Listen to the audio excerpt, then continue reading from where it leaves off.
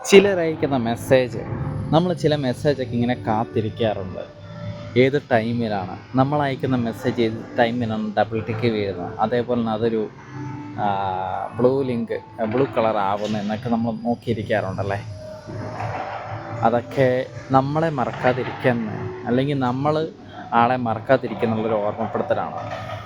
നമുക്ക് നമ്മളോടുള്ള ആളുടെ ഇഷ്ടം, അല്ലെങ്കിൽ നമുക്ക് മറ്റൊരാളുടെ ഇഷ്ടത്തെ സൂചിപ്പിക്കുന്നതാണ് മെസ്സേജ്.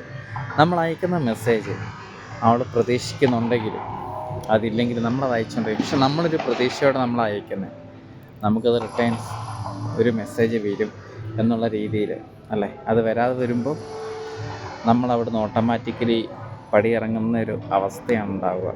അങ്ങനെ ആരെങ്കിലും എന്തെങ്കിലും അവസ്ഥ അങ്ങനെ ഉണ്ടായിട്ടുണ്ടെങ്കിൽ അവർക്ക് മനസ്സിലാവും അതിൻ്റെ ഒരു വല്ലാത്തൊരു വേദനയാണ്. നമുക്കൊന്നും പറഞ്ഞറിയിക്കാൻ പറ്റില്ല, അതൊക്കെ അനുഭവിച്ച് അറിയാനേ പറ്റത്തുള്ളൂ.